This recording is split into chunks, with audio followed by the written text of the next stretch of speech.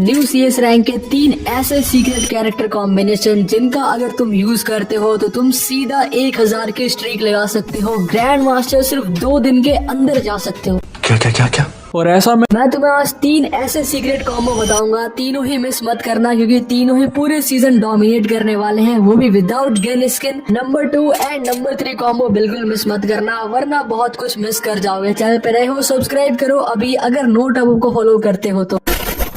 सो आज को हमारा नंबर 1 कॉम्बिनेशन रहने वाला है ओरियन कैरेक्टर से। हम बात करने वाले हैं ओरियन की। इसमें तुम्हें लगाना है सेकंड स्लॉट में ओथो कैरेक्टर जो कि एक बार फिर से काफी ज्यादा तगड़ा है, एंड थर्ड वाले स्लॉट में हम लगाएंगे जोडा कैरेक्टर को जो हमें एचपी देगी फाइट के बीच में ही, एंड देन लास्ट स्लॉट में हम लगाएंगे मेगुल कैरेक्टर जिससे हमारी एचपी अचानक से बढ़ जाएगी। तुम्हें इसके साथ बॉनफायर लेना बहुत जरूरी है। ओरियन अगर यूज कर रहे हो तो बॉनफायर यूज करना बहुत इंपॉर्टेंट है। बॉनफायर से क्या होगा, बॉनफायर तुम्हारी ईपी को हमेशा अप रखेगा, इसके बाद तुम्हारे लिए आसान हो जाएगा। लेकिन हाँ, कभी भी ओरियन लेके ये मत सोचना कि तुम 1v4 कर दोगे, वो भी खुले में। अगर तुम खुले में 2 एनिमीज के बीच में घुस जाते हो तब तुम्हें नॉक होना पक्का ही है। सो इससे बचने के लिए तुम्हें क्या करना है, एक एक करके फाइट लेनी है, थोड़ा वेट करना है। यहाँ देखो, यहाँ पे इस क्लिप में जैसे मैं सामने जाता हूँ मेरे ऊपर पहले तो 2 स्किल आ जाती है, वो भी एनिमी की, लेकिन मैं बच जाता हूँ बिकॉज ऑफ ओरियन। पर मेरे सामने वाला एनिमी भी ओरियन लेकर आता है, बट मैं थोड़ा अवेयर रहता हूँ एंड देन इसको मैं नॉक ले लेता हूँ। पहले एक बंदा जैसे ही नॉक होता है दूसरा वाला एनिमी ऑटोमेटिक पीछे चला जाता है।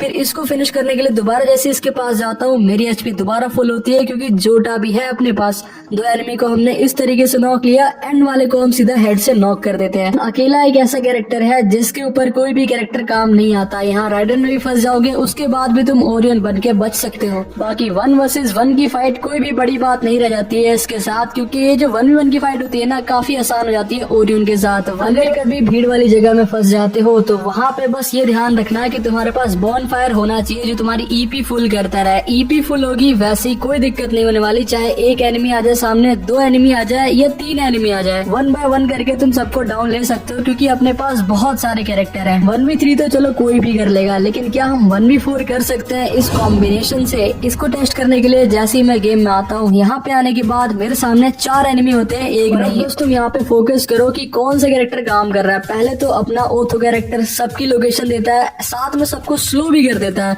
और इसी का फायदा उठा के मैं एक एक करके एनिमी को नॉक लेता हूँ। हालांकि अभी भी 2 एनिमी थे, लेकिन जैसे ही मैं नॉक कर रहा था सबकी लोकेशन आ रही थी, तुम देख सकते हो। एंड वाला ही एनिमी है मेरे सामने, इसको भी मैंने फिनिश किया एंड हमने एस कर दिया देखते देखते। अगर अभी भी कुछ समझ में नहीं आया हो तो रिवाइंड कर लेना। बाकी पिक्चर परफेक्ट कॉम्बिनेशन रहने वाला है। अगर डबल ऑम भी तुम्हारे हाथ में है ना भाई, सिर्फ और सिर्फ एक हो तो तुम्हारी हेल्प कर देगा सबकी लोकेशन लाने में।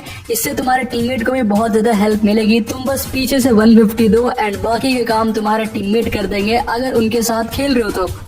नंबर 2 कॉम्बो, सो ये रहने वाला है ज़ाइन कैरेक्टर से, क्योंकि ज़ाइन अपडेट के बाद काफी ज्यादा पावरफुल हो चुकी थी, तो इसको हम यूज करेंगे CS रैंक में। साथ में हम लगाएंगे वुल्फ्रा कैरेक्टर, एंड अगले वाले स्लॉट में हम लगाने वाले हैं लियोन कैरेक्टर, एंड वाले स्लॉट में हम लगाएंगे ओथो कैरेक्टर। एक बार फिर से रॉकी बैट लगाना मत भूलना। अब इसको लगाने के बाद जब तुम गेम में आओगे सबसे पहले तो अपना वुल्फ्रा एक्टिव करना। वुल्फ्रा एक्टिव करोगे ना तो सेकंड्स में कोई एनिमी नॉक हो जाएगा अगर कोई फाइट भी ले रहा है तुमसे, इफ अगर तुम्हें हेड मारना आता है तब।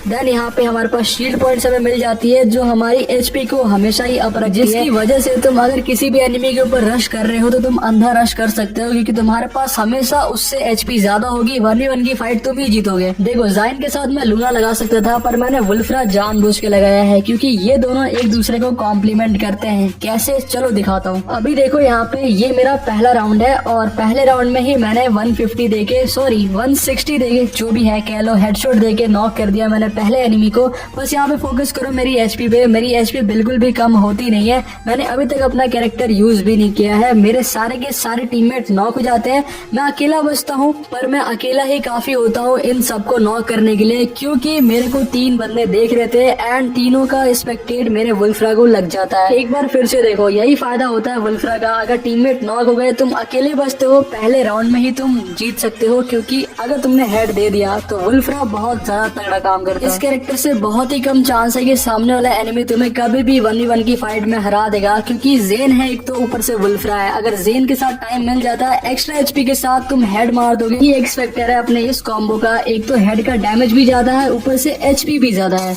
नंबर 3 कॉम्बिनेशन जिसकी मैं शुरू में बात कर रहा था, राइडन देन ओथो देन लास्ट वाले स्लॉट में लगाना है तुम्हें लियोन कैरेक्टर, वो भी जोसेफ के साथ। अब ये कैरेक्टर कॉम्बिनेशन ना अपने आप में ही बहुत ज्यादा तगड़ा है क्योंकि इससे मैंने काफी क्लचेस निकाले हैं। देखो अभी मेरे पास सिर्फ डेजर्ट ईगल है लेकिन मैंने फेंक दिया राइडन कैरेक्टर जिससे एक एनिमी फंस जाता है, उसको मैं पहले ही नॉक ले लेता हूँ, फिर उसके टीममेट का वेट करता हूँ एंड देन एक एक करके दोनों को हेड देके फटाफट से नॉक ले लिया। राइडन कैरेक्टर के सामने कोई भी एक्टिव स्किल ब्लॉक हो जाती है और यही सबसे बेस्ट बात है इसका प्राइम एग्जांपल तुम इस क्लिप में देख सकते हो। सामने वाला एनिमी काफी ज्यादा प्रो था, मैंने जोसेफ लगाया है ताकि मेरी कोई स्किल ब्लॉक ना कर पाए, लेकिन वो जितना ही प्रो था मैंने राइडन फेंक के उसको उतनी ही जल्दी ब्लॉक कर दिया। अब ब्लॉक होने के बाद इसकी लोकेशन मेरे को आ रही थी और ये देखो काफी मूवमेंट कर रहा था लेकिन ये ज्यादा कुछ नहीं कर पाया। ओथो कैरेक्टर मैंने परमानेंट इसीलिए रखा है ताकि दूसरे एनिमी की भी लोकेशन फटाफट आ जाए जो कि यहाँ पे आ गई थी और हमने दोनों को ही इजीली नॉक ले लिया। बाकी कभी कभी क्या होता है कि हमारे ऊपर सडन रश आने वाला होता है, हमें पता होता है कि एनिमी रश करेगा ही करेगा, तो इस सिचुएशन में तुम्हें क्या करना है, पहले राइडन छोड़ देना है, उसका फंसने का वेट करना है एंड देन सिंपली नॉक। बहुत इजी है भाई राइडन के साथ। राइडन तुम्हारे टीममेट में से भी किसी के पास है ना तो वो भी तुम्हें बहुत बेनिफिट करेगा, सिर्फ तुम्हें नहीं तुम्हारे टीममेट को भी। अब कैसे, यहाँ देखो सामने वो जो एनिमी बैठा हुआ था मैंने उसको पहले देख लिया और देखते साथ ही मैंने उसको राइडन में फंसा दिया, लेकिन यहाँ पे एक नहीं दो एनिमी थे और यही दिक्कत थी मेरे साथ। सो मैं क्या करता हूँ, थोड़ा वेट करता हूँ और उस वाले एनिमी का निकलने का वेट करता हूँ। जैसे ये निकलता है इसको नॉक लेते ही मैं अपना राइडन फेंक देता हूँ ताकि अगर मैं नॉक हो जाऊँ तो वो फंस जाए, और वो फंस भी जाता है एनिमी एंड मेरा टीममेट उसको क्लियर भी कर देता है। सो ये होता है टीम वर्क जो तुम राइडन के साथ हमेशा ही कर सकते हो। राइडन लगा फिर उसको लगा के छोड़ दो उसी जगह पे, बस यहाँ पे तुम्हारा काम हो जाता है। राइडन जैसे ही लगा रहेगा कोई ना कोई आके फंसी जाता है एंड फिर वो डैमेज होके ऊपर आएगा, तो उसके बाद तुम्हें क्या करना है